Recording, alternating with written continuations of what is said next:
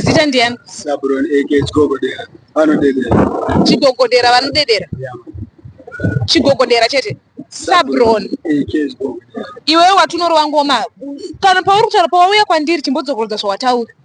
Nini ndodorowa ngoma freestyle king. King of freestyle. Zvokuti vamwe vese vandadhila navo wataura ukati havana basa. Hapana nomira freestyle. Vanotoziva. Muno muchinhoi here kana kuti Zimbabwe yese? Aiwa, muno muchinhoi. Muno muchinhoi. Saka ngoma ndiro iri ndipete ndibhilivhisi.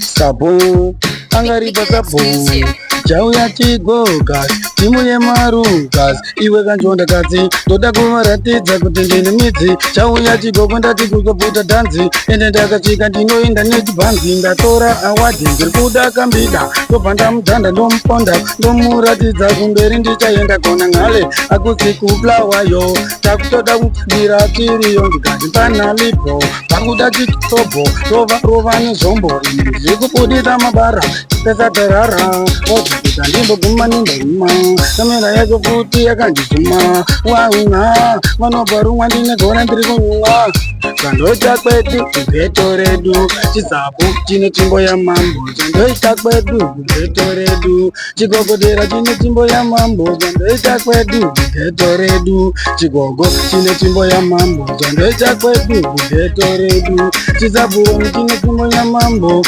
ndinovapedzera handitombodzidzira idzi dzava ngoma vese ndinovaparura kupinda nchiputura vese ndinovatsandura chauya chigogoka nhasi vanobondera ende vanodzidziva ende ndingatsamwa ndinonyusa kungudziva ende ndakasvika vese vanobva sova ridhimu racho kwaindera mikela ndabva ndarikila ndekuti ndiri hiro ngava ndipe crown yangu ngoma ndamhanya ndiri patauni zvangu ende ndasvika ini ndine shungu ende ndiri kupinda njidada njipota njirira mambota ndekuti ndiri ngoda handipenda dhuma ende ndovorima ende vozidzima kuti ndinovadhama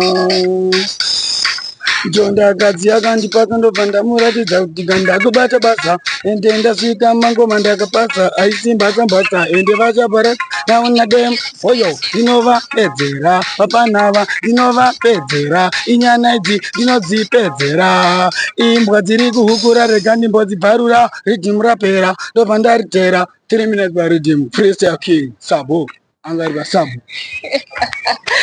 Platinum vibes right on the beat street things mukomana wacho Chigogodera unongopinda comment section ondiudzayo kuti pane future here kana pana future wanakiro rakati anonakirwa mukomana ndoenda naye kumberi here kana kuti hazvisi kukodzera. Thank you so much for tuning in. Follow us on our Facebook page and on your Platinum FM.